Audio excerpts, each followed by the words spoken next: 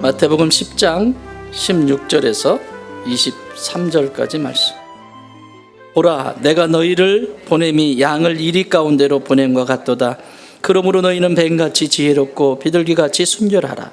사람들을 삼가하라. 그들이 너희를 공중에 넘겨주겠고 그들을 회당에서 채찍질하리라. 또 너희가 나로 말미암아 총독들과 임금들 앞에 끌려가리니 이는 그들과 이방인들에게 증거가 되게 하려 하심이라. 너희를 넘겨줄 때에 어떻게 또는 무엇을 말할까 염려하지 말라.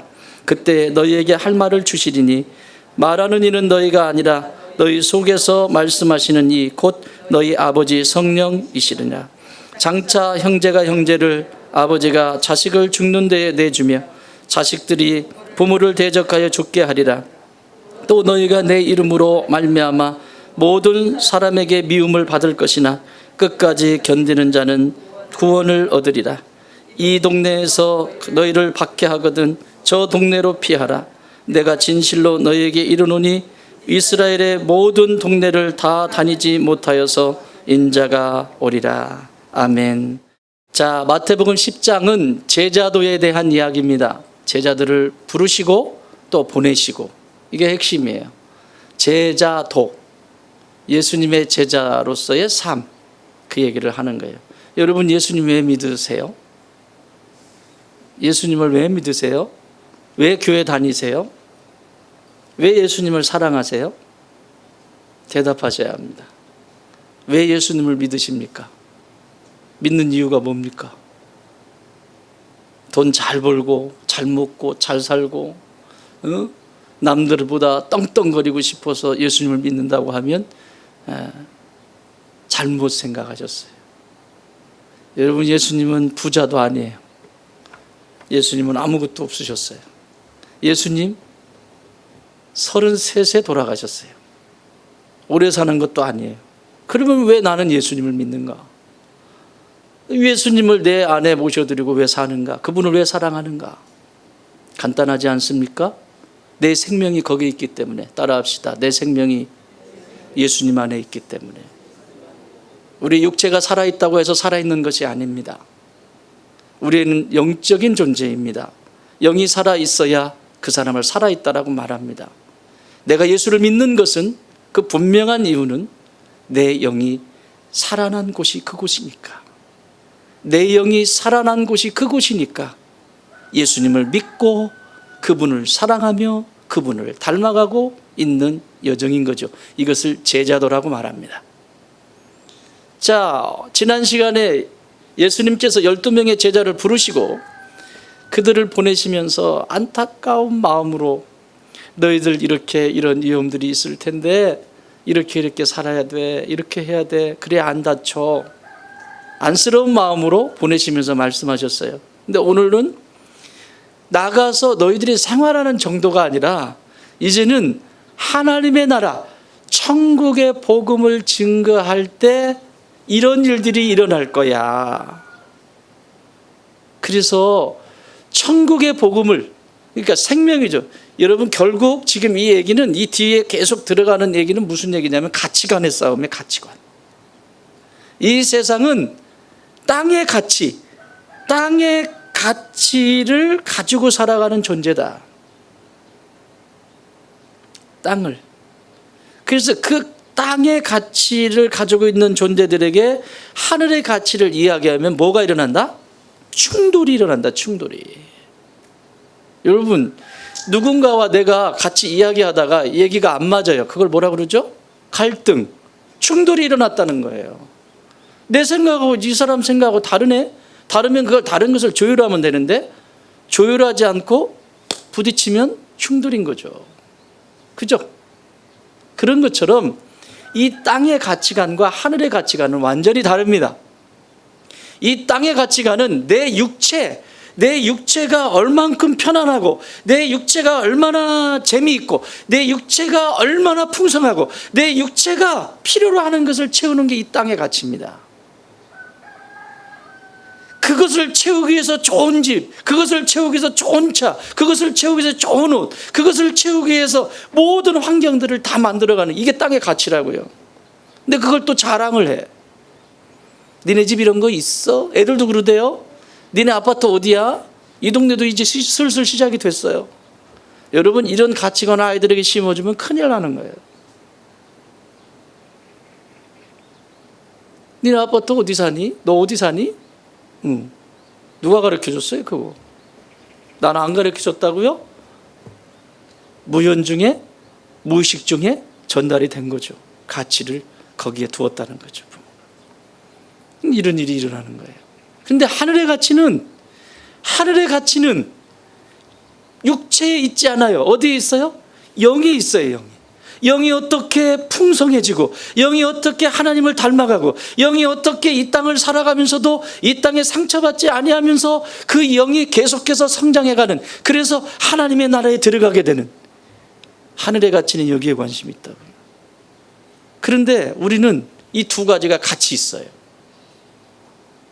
초대교회도 이게 그러면 육체는 아무것도 아니네? 그럼 영을 위해서 살아야지. 영. 지금도 그런 경우들이 많죠. 영만을 위해서. 영. 잊으라 했는데 영. 그 영에만 관심을 가져요. 육체에는 내 삶의 기반은 관심이 없어요. 이건 초대교회부터 있었어요. 그게 영지주의, 그노시스라고 하는 영지주의자들. 이게 영지주의자들 때문에 말씀을 기록한, 권면의 말씀을 기록한 것이 요한 1서, 2서, 3서. 요한 사도가 펜을 들어서 영혼만 전부라고 말하는 잘못된 신앙관을 가지고 있는 이 초대교회 성도들을 향해서 그렇지 않다. 핵심은 뭐냐? 영혼이 중요하다라고 하는 그 사람들을 향해서 육체는 아무것도 아니다. 껍데기다. 버려라. 그러니까 영만 살려라. 이러는 이들을 향해서 핵심적인 메시지는 뭐냐면, 그래, 그렇게 영이 중요하고 그것만이 온전한 것이라고 하면 네가 그 영이 아름다운 것을 가지고 네 형제를 사랑하고 있니? 이걸 질문하는 거예요. 네가 그렇게 영적인 존재면 네 옆에 있는 형제 자매를 정말 주님이 너를 사랑한 것처럼 사랑하니? 이 질문하는 거예요. 그걸 진짜 사랑하고 있다면 너는 영혼도 하나님 앞에 있는 거고 네 육체도 하나님 나라 위해서 쓰임받고 있다라고 하는 것을 설명해 주시는 것이 요한 1, 2, 3서예요. 그래서 형제를 미워하면서 어떻게 하나님의 영을 받았다라고 말할 수 있겠냐, 이렇게 얘기하는 거예요. 이 두 가지가 같이 있는 거예요. 자, 이 가치관의 싸움, 너희들이 이제 나가서 복음을, 하늘의 가치를 이야기하면 이런 일이 일어날 거야. 그런데 그걸 이길 수 있는 방법을 내가 가르쳐 줄게. 16절 같이 읽습니다. 이렇게 말씀하세요. 시작. 보라, 내가 너희를 보냄이 양을 이리 가운데 보냄과 같도다. 그러므로 너희는 뱀같이 지혜롭고 비둘기같이 순결하라. 뱀같이 뭐하고요? 지혜롭고 비둘기같이 순결하라. 제가 말씀 제목을 순박함이라고 썼더라고요. 고쳐주세요. 주위에 순결함. 비슷하긴 한데 그래도 성경에 남아있는 말씀을 찾아요. 순결함.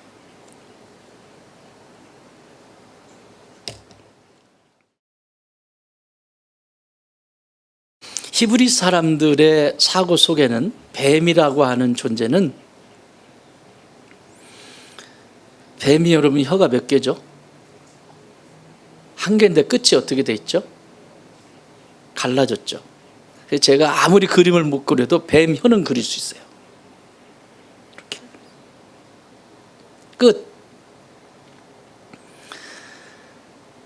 뱀의 혀는 갈라져 있어요. 그래서 히브리인들, 다시 말하면 유대인들, 이 이스라엘 사람들의 사고 속의 뱀은 말을 잘하는, 능숙하게 현란하게 말을 잘하는 동물을 상징해요. 자기 편익에 따라서 이렇게 말할 수도 있고 저렇게 말할 수도 있고 자기의 유익을 위해서 이렇게 할 수도 있고 저렇게 할 수도 있는 존재가 뱀이라고 하는 것을 히브리인들 사고 속에는 가지고 있는 거예요. 그래서 예수님은 뱀이라고 하는 존재, 이것이 최초에 어디에 등장하죠? 아담과 하와 에덴 동산에 등장하죠. 얼마나 현란한 혀를 가지고 유혹하냐고요. 하와를 유혹하고 아담을 유혹하고, 그래서 결국 타락한 백성으로 만들어 버리잖아요.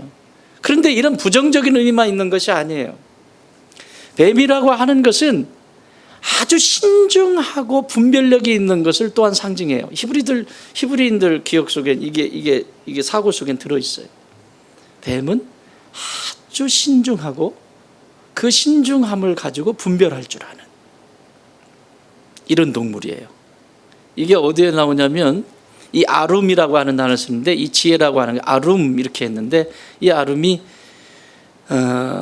사울과 다윗의 이야기를 할 때 거기에 나와요. 사울에게 의해서 다윗이 쫓겨다니죠. 다윗이. 그때 사울이 이렇게 말을 합니다. 사무엘상 23절 22절에 어떤 사람이 내게 말하기를 그는 심히 지혜롭게 행동한다. 다윗이 심히 지혜롭게 행동한다라고 할 때 이 지혜롭게 행동한다는 게 아룸, 지금 여기 예수님이 말씀하신 이 말하고 똑같은 말씀. 다윗이 사울에게 반역하거나 그런 게 아닌데, 다윗이 얼마나 지혜롭게 했으면 그 소문이 사울에게 전달이 됐냐고요. 이때 쓴 단어는 뭐예요? 신중하고, 다윗은 자신의 삶 속에서 이것이 옳은지 그른지를 분별할 줄 아는 사람이었고, 그리고 신중하게 결정하는 사람이었다. 그래서 실수를 거의 잘 하지 않는, 하나님께 묻고 신중하게 분별한 것을 결정하는. 그 다음에 뭐라고 얘기하냐면 그 다음 절에서 그래서 너희는 가서 더 자세히 살펴서, 누구를 살펴? 다윗을. 꼬투리를 잡으라는 거예요. 이렇게 지혜롭게 빠져나가는데, 이렇게 그때 아주 신중하고 묘하게 빠져나가는데, 그 올무를 빠져나가는데 꼬투리를 잡아라, 이런 얘기예요. 그것이 보이거들랑 내게로 가져와라, 이렇게 얘기해요. 오늘 예수님의 의미는 이런 의미예요. 세상에 사울처럼 죽이려고 하는, 나를 망가뜨리고 해하려고 하는 그들 앞에서 다윗처럼 이 지혜를 가져라 라고 하는 얘기예요. 이게 뱀의 지혜라고 하는 거예요. 뱀이 가지고 있는 그 신중함과 분별력, 그것을 지혜라고 여기에 표현을 하고 있습니다.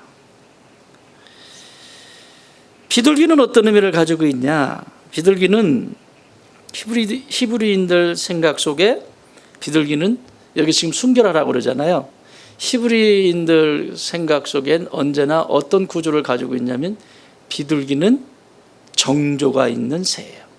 정결한 새라고.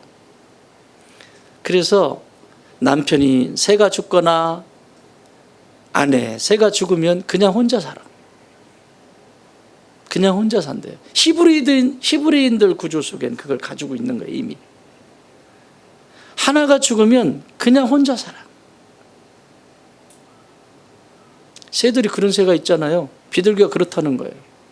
우리 저기 가보면 모란 앵무가 있죠. 개들도 장난이 아닙니다. 금술이 보통 좋은 게 아니에요. 한번 보세요. 유심히 좀 관찰 좀 한번 해보세요. 그 안에 지금 알을 품고 있는 놈이 그 안에 그 품고 있는 그 여자 아내죠. 아내가 얼마나 앙칼진지 몰라요. 가가지고 뭐 주변에 이렇게 좀 뭐 하잖아. 그러면 그 남편이 나와서 집 지키고 있는 거예요. 지금 알 품고 있으니까 딱 지키고, 째잭 가 저리, 째잭 저리 가, 가. 그런데 자꾸 방해 부리잖아요. 그러면 째잭 오샤샤샤 하다가 이렇게 건드리면 지도 들어가. 집으로 들어가면 그 아내 앵무가 발길로 차내밀어요. 나가, 집 지켜, 이렇게 한다고. 진짜. 한번 보세요. 집 지켜. 왜 여기 들어와서, 여기 기어 들어와서 그래. 나가! 그런다고.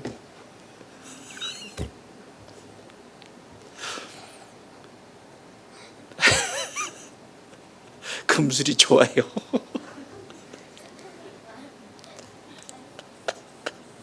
아이고, 우리 정철이 왔네. 어이구, 할렐루야. 박수 한번 쳐주세요, 우리 정철이. 내가 왜 앞에서 못 봤냐? 나는 얘가 하은이라고 생각을 했다. 세상에. 목사님이랑 햄버거 먹으러 가자. 응? 너 내일 시간 좀 내. 알았지? 또 시간 또 스케줄 관리하고 있는데 되나 안 되나 막 이제. 네. 스케줄 없어요.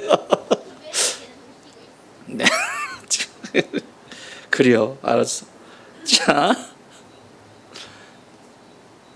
비둘기는 정조를 상징합니다. 그래서 아내 새가 죽든지 남편 새가 죽으면 그냥 혼자 산대요. 여기 지금 탑골공원에 있는 이런 비둘기를 얘기하는 게 아니야. 그래서 성경에서 유일하게 새 중에서 제물을 받는 새가 어떤 새죠? 비둘기예요. 정결한 새, 정조가 있는 새, 비둘기. 또 하나는 여인이 아이를 낳아요. 남자아이를 낳든 여자아이를 낳든 아이를 낳으면 무엇을 제물로 드리죠? 뭐를 제물로 드리죠? 뭘로 드리냐고요? 이놈의 마스크를 다 벗어버리든지 해야지. 이게 진짜 이게 앞에서요, 이게 참 힘들어요. 이게 지금 듣고 계신지, 이게 입이 있으면 아멘 하면 듣고 계시구나 이런데, 마스크를 다 씌워놓으니까 들리고 계신지, 이게 마스크 빨리 벗어야지. 비둘기에, 그렇지. 엄마가 아이를 낳으면 딸이든 여자아이를 낳든, 여자의 딸 똑같구나, 아들을 낳든 딸을 낳든 비둘기를 제물로 바치게 돼 있어요. 그 얘기는 뭐를 얘기하냐면, 이 아이는 당신의 아이가 확실히 맞습니다라고 하는 것을 확증받는 거예요. 오늘날은 DNA 딱 머리카락 하나 뽑아가면 이게 내 자녀인지 아닌지 알잖아요. 그죠? 사고 치면 바로 알잖아요. 옛날에는 그런 걸 그래서 지금도요, 히브리 사람들, 이스라엘 사람들의 여성이 제일 정결합니다. 지금도. 이런 구약의 율법이 이들에겐 지금도 삶으로 되어 있어요. 삶으로.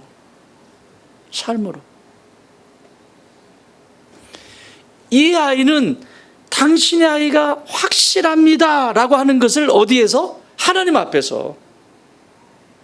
그래서 비둘기를 드리는 거예요.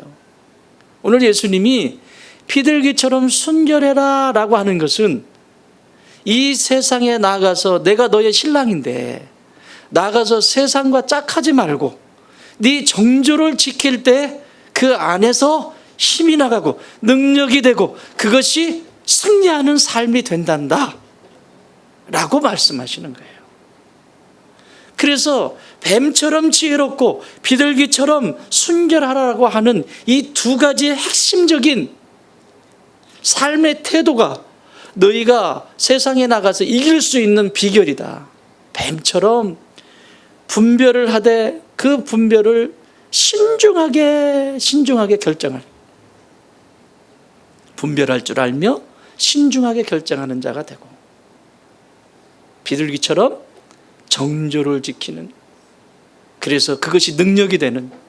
여러분, 거짓이 없으면 거짓은 능력이 없어요. 왜? 그래서 그러잖아요. 오늘 아침에도 딱 차를 타는데, 저희 식구도 차 타는데 제 옆에 아내 타고 그다음에 뒤에 이제 새 아이가 타요. 큰 아이가 이제 먼저 타서 이쪽에 앉고, 그다음에 중간 자리가 불편한 자리잖아요. 우리 집에서 제일 지혜롭게 행동하는 애가 있어요. 아주 깝족대는데 1인자예요. 아주 내가 봐도 짜증나요, 어떤 때 보면. 근데 딱 가운데 자리가 불편한 자리잖아요. 그러니까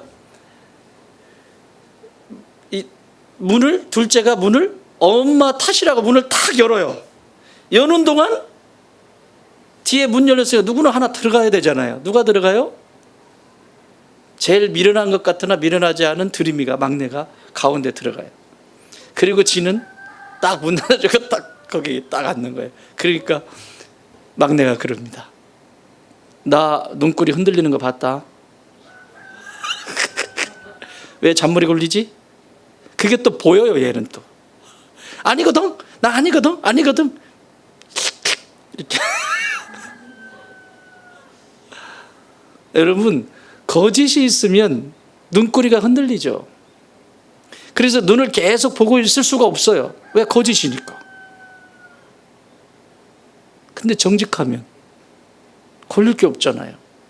그래서 성경은 그게 능력이라고 말하는 거예요. 내가 믿음의 여정, 신앙의 여정을 걸어가면서 하나님 앞에 서서 정결하게 정주를 지키며 그렇게 있으면 어둠이, 마귀란 놈이 와도 걸릴 게 없거든요. 떳떳하거든요. 그런데 내가 걸릴 게 많으면 심지어 주의 종이 하는 말도 곡해서 들어가지고 꼬아서 들어서 꽈배기처럼 디디 꼬였네, 들쑥날쑥해 이렇게 만들어가지고 그걸 또 맛있게 드세요. 그래서 비둘기처럼 정주를 지킬 때 힘이 있단다, 그러면 이긴단다, 이렇게 얘기하시고 그 다음에 상황 설명들을 쭉 하시는 거예요. 사랑하는 여러분, 사람이 성도의 여정, 신앙의 여정 속에서 지혜로움은 있는데, 지혜는 있는데 그 안에 순결함을 상실하게 되면 어떤 존재가 될까요? 교활한 존재가 돼요. 지혜는 있는데 거기에 순수함, 순결함이 빠져버려요. 그러면 교활하고 사악합니다. 또 반대로 순결함도 있고 순수함도 있는데 지혜가 빠져버려요. 어떤 일이 날까요? 어리석어요. 이 두 가지는 뗄래야 뗄 수가 없어. 뭐가 앞이냐가 중요한데, 지혜의 순결함을 거기에 딱, 지혜의 순결함이 붙으면 인생의 방향이 분명해져요. 인생의 방향이, 내가 왜 살아야 되는지, 내가 왜 예수 믿어야 되는지, 내가 왜 여기 있어야 되는지에 대한 분명한 방향성이 설정이 돼요. 그런가 하면 내 안에 비둘기처럼 순결함과 함께 지혜가 거기에 딱 세워지면 인생의 삶의 의미, 가치가 명확해져요. 뗄래야 뗄 수가 없어요. 이 얘기를 하시는 거예요. 최근에 복음성가가 하나 나왔는데, 복음성가 가수는 14살짜리예요. 정동원 씨. 신짜인 줄 알고 듣는다? 큰일 났네. 복음성가가 14살짜리 정동원. 우리 집 가문이에요. 성집사님도 못 알아듣는 눈빛인데? 좀 힌트 좀 줘요. 옆에 정동원 씨 몰라요? 저봐, 모르잖아. 몰라. 너 아냐? 막 옆에 지금 막 몰라. 14살짜리예요. 이 친구가 부른 복음성가가 있어요. 여백이라는 복음성가가 있습니다. 잘 들어보세요. 이게 가사를 잘 들어보세요. 이야, 참. 김종환 씨가 작사 작곡한 노래. 그 왜 무슨 노래요? 그 이른 아침에 뭐 이렇게 나간 뭐지? 노래 제목이 사랑 몰라. 어쨌든 이렇게 하는 거 있어. 네?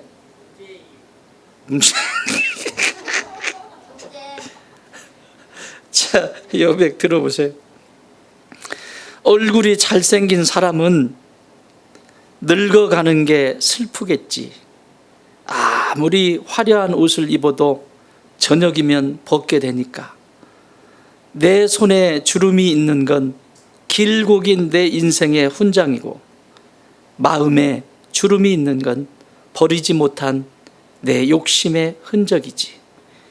청춘은 붉은색도 아니고 사랑은 핑크빛도 아니더라. 마음에 따라서 변하는 욕심 속 물감의 장난이지.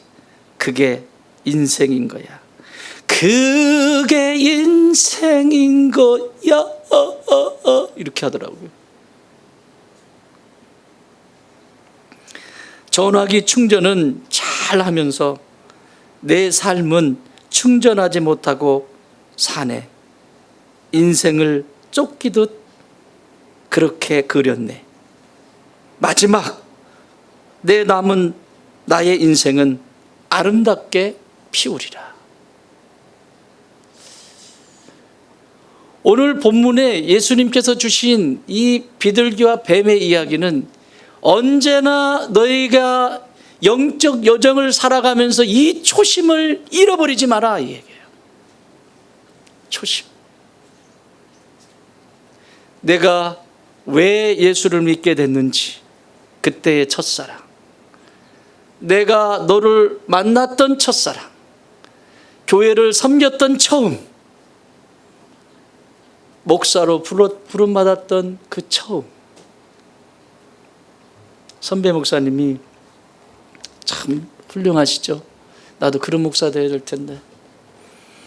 선배 목사님이, 목사는 설교하면서 빚지면 안 돼. 설교하면서 빚지면 안 돼. 나는 무슨 말인지 몰랐어요. 나는 그때 그게 무슨 말인지 몰랐다고. 아니, 목회를 하면서도 몰랐어요. 지금까지도. 근데 그게 뭔 뜻인지 모르지만 귀에 담고 있었던 거예요. 설교하면서 빚지면 안 돼. 이제 알았어요. 지난 한 주간 이 말씀을 묵상하면서 그게 뭔 뜻인지 알았어요. 목사가 설교를 하면서 제일 힘들 때가 내가 그렇게 살고 있지 못할 때입니다. 삶으로 살지 못하는데 전해야 될 때가 있어요. 제일 고통스럽습니다. 나도 변하고 여러분도 변해야 됩니다 라고 하죠.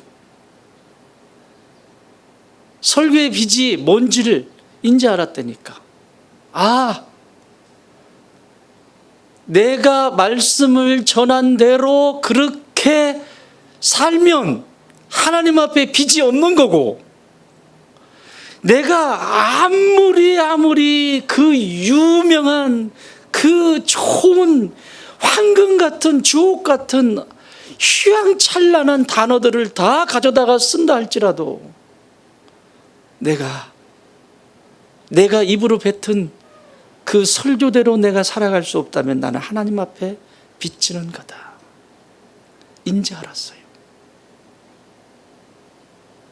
그게 다 빚으로 남아요. 왜? 입만 떠들어 제꼈으니까.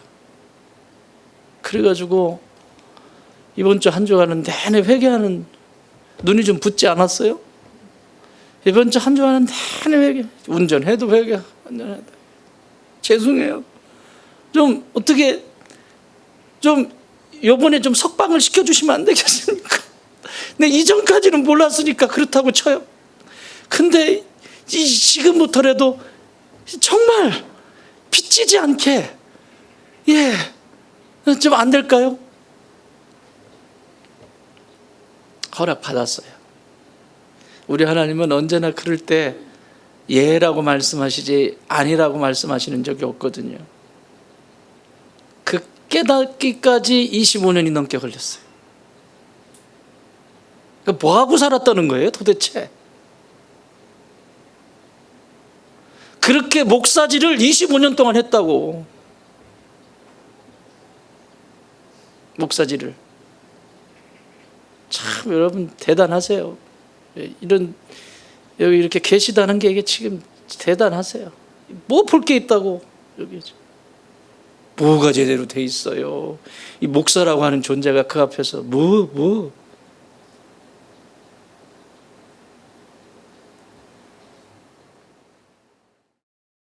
빚만 졌어요.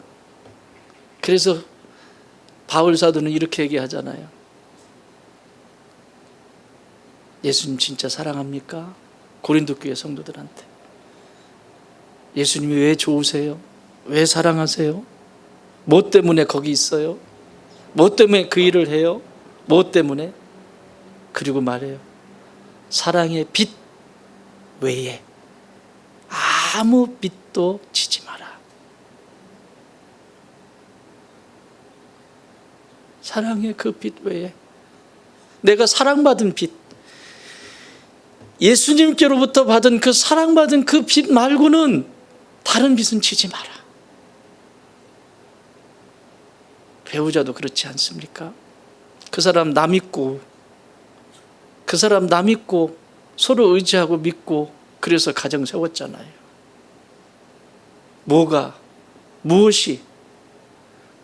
내가 뭐가 얼마나 잘났다고.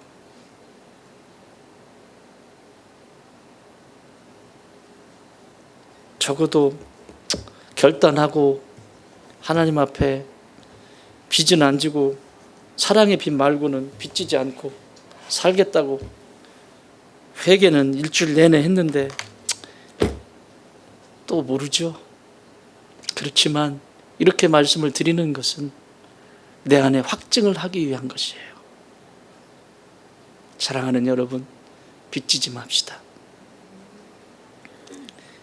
오늘 여기 본문에 17절에서 이렇게 말씀하세요. 사람들을 삼가라. 그들이 너희를 공회에서 넘겨주겠고 그들의 회당에서 채찍질 하게 될 것이다. 또 너희가 나로 말미암아 총독들과 임금들 앞에서 끌려가리니 이는 그들과 이방인에게 증거가 되게 하려 함이라. 이런 핍박과 어려움이 있을 때 너희 안에 이 비둘기 같은 순결함과 그리고 뱀 같은 그 지혜로움이 내 안에 없으면 이런 상황이 되면 힘든 상황이잖아요. 내가 왜 이걸 이렇게 당해야 돼? 내가 왜 뭘 잘못했는데? 내가 뭘 어떻게 했는데? 내가 왜 이런 누명을 써야 돼? 내가 왜 이런 오해를 받아야 되고 내가 왜 여기서 죽어야 돼? 내가 왜 이 박해를 받아야 돼? 왜 쓸데없이 이 공회에 넘겨져 가지고 내가 이 고통을 받아야 되지?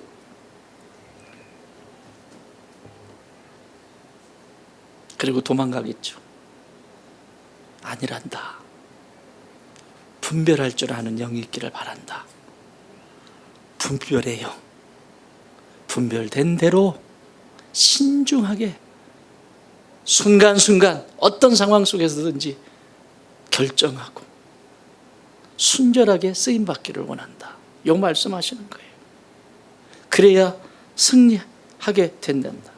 여러분, 권력자들이 얼마나 많습니까? 이 세상에 얼마나 많아요.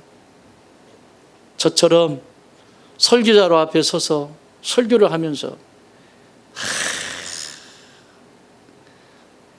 어떤 말로 어떻게 이들과 함께 이것을 공유하면서 어떻게 지는 변하지도 않고 지는 아무것도 그러면서 달라지기를 바라고 바뀌기를 바라고 집에서는 가장이라고 떡 있으면서 다 빚쟁이야. 빚쟁이. 다 빚쟁이. 빚잔치 하면 없을 것 같아? 제가 그래도 이거 했잖아요. 없어. 빚잔치 하면 없어. 이거 충청도 오리지널 사운드 트랙으로 뭐라고 하는지 아세요? 개털이요. 남은 게 아무것도 없어. 개털이요. 아무것도 없어. 저도 맥주주의를 맞이해서 다시 한번 시작해 보려고요. 도와주십시오. 그리고 기도해 주십시오. 빚지지 않게. 제 안에 가지고 있는 것이 무엇인지 다 알 수 없지만 여러분 기도해 주세요. 목사로서 또 주의 종의 길을 걸어가면서 양무리들을 안전하게 건강하게 만들어갈 수 있도록 기도해 주세요. 더 이상 빚지고 싶지 않습니다. 나눠줘야지. 남아가지고 남는 장사해야지. 맨날 빚지면 되겠어요. 사도 바울은 이걸 알았어요.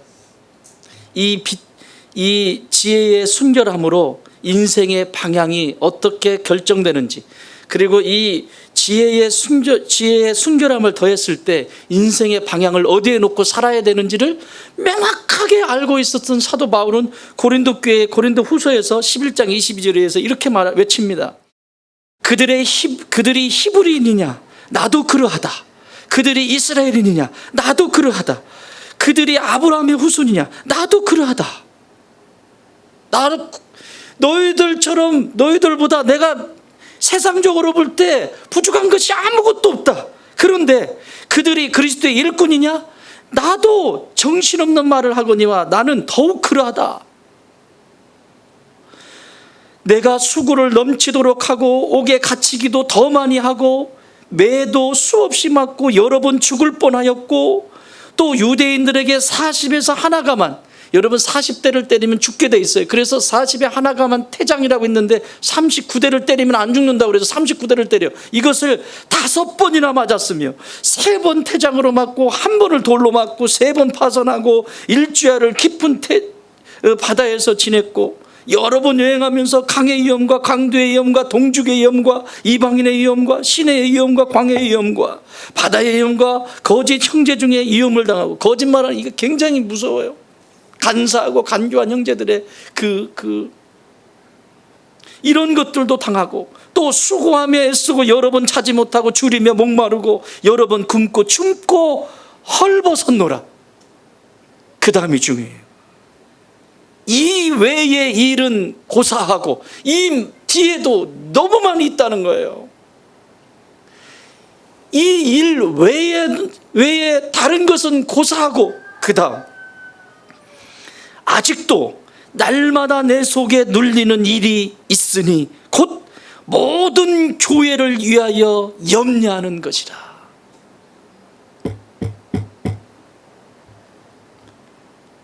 예수님의 몸이 상처받고 아파하고 힘들어한다면 나는 내 생명 거기에 던질 수 있어, 이 얘기예요. 예수님의 몸이니까. 사랑하는 여러분, 교회를 얼만큼 사랑하시나요? 내가 하는 일이 하나님의 교회를 위한 것인가요? 내가 하는 생각이, 내가 지금 마음 갖고 있는 것들이 정말 교회를 위한, 하나님의 영광을 위한 일인가요? 저부터. 이게 지혜로움에 순결함, 정결함을 더했을 때 인생의 방향이 명확해져. 내가 지금 열심히 일해야 되는 이유도, 내가 열심히 돈을 벌고 내가 열심히 공부를 하고 내가 열심을 다해서 오늘을 사는 이유는 하나님의 기쁨을 위해 사는 것이야.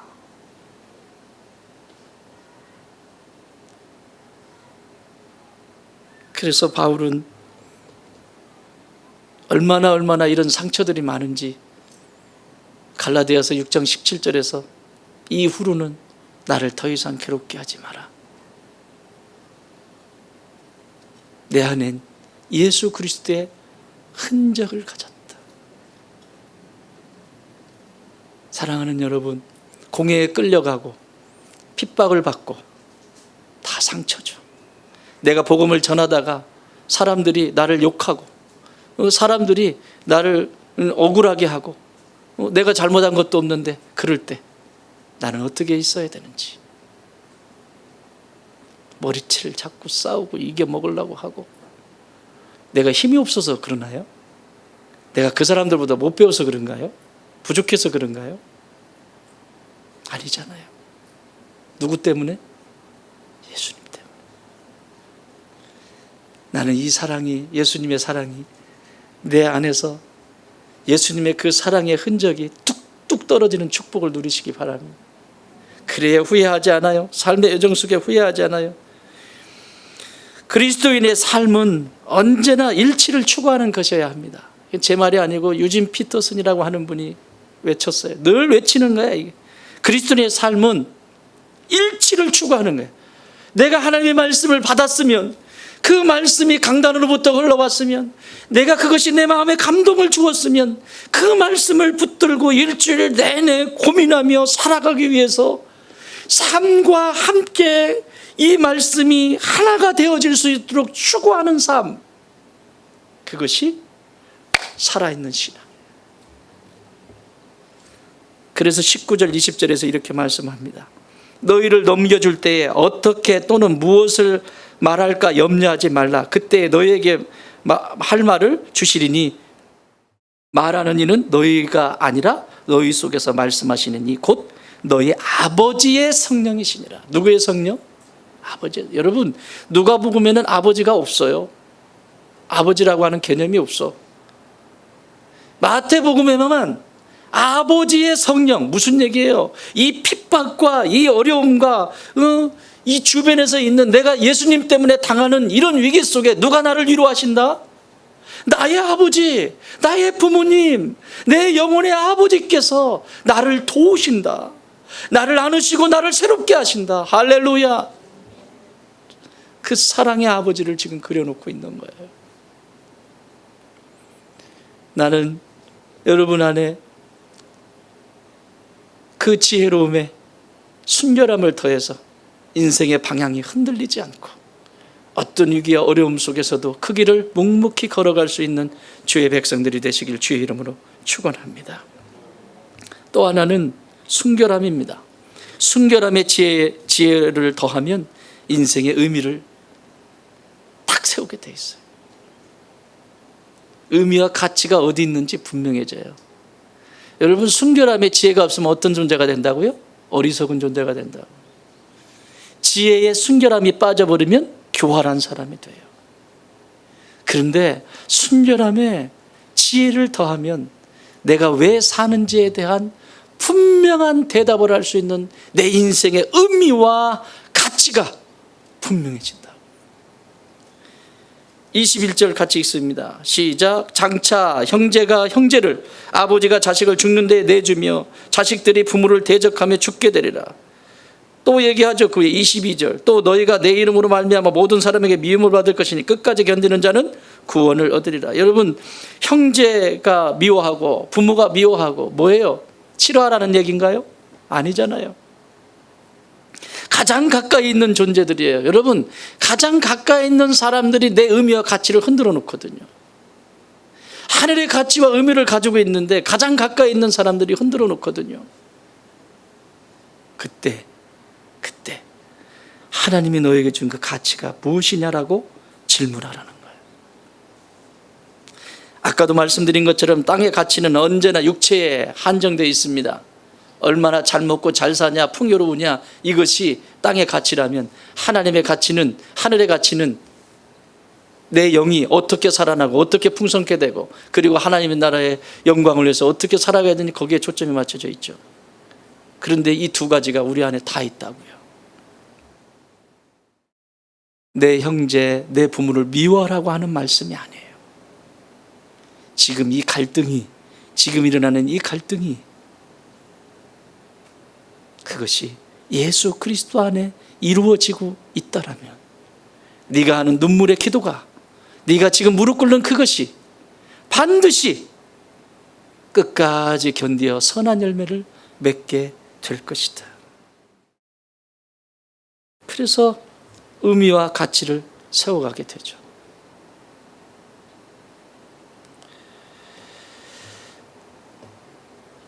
제 목회에 제 얘기를 계속해서 너무 죄송합니다. 오늘은 왠지 그냥 이렇게 신세 타령하고 싶네요. 그냥 들어주세요. 고맙습니다.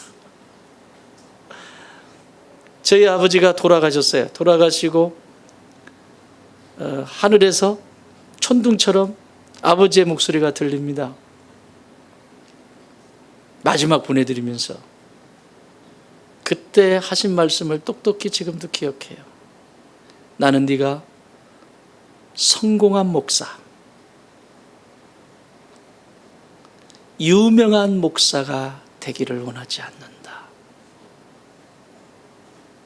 나는 네가 정직하고 네 마음을 지키는 목사가 되었으면 좋겠다. 여러분, 마음 지키는 게 얼마나 힘든지 아세요? 아시잖아요. 하루에도 수없이 걸리잖아요. 여기 형제, 부모, 여러분 그 수없이 많잖아요. 부양해야 될 가족들도 있고 얼마나 엉켜있는 것들이 많습니까? 마음 지키는 게 쉬운 게 아니라. 그러다가 다시 하나님이 그 마음 붙잡아 주시면 또 그러고 가는 거. 그 말씀을 똑똑히 기억해. 나는 네가 성공한 목사, 세상이 그렇게 알아주는 성공한 목사, 아니 네가 나를 만나게 될 건데, 이후에 이곳에서 내가 있는 이 천국에서 만나게 될 건데, 물론 가면 촌수는 같지만, 그래서 형이라고 불러라 이제 이렇게 되는 건데, 촌수는 같지만 내가 이곳에서 너를 만날 때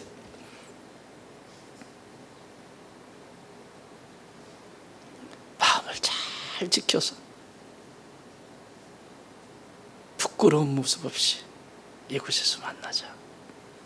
사랑하는 여러분, 나는 여러분들한테 이 말을 똑같이 드리고 싶어요.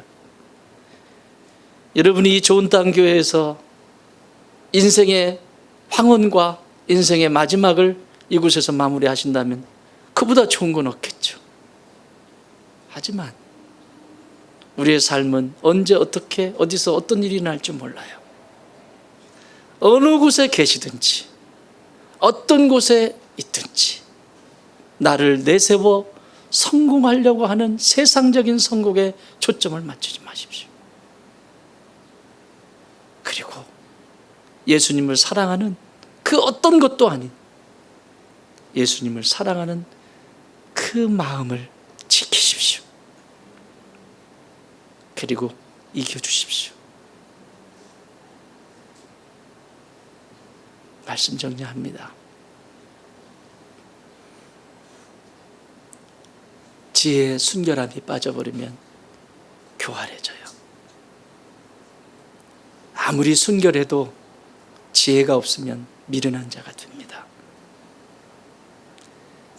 나는 여러분들이 지혜의 순결함을 더하여 인생의 방향이 흔들리지 않기를 바라고, 그 순결함에 지혜를 더하여 내 인생의 참 의미와 가치를 붙들고 승리하는 믿음의 자녀들이 되시길 주의 이름으로 축원합니다.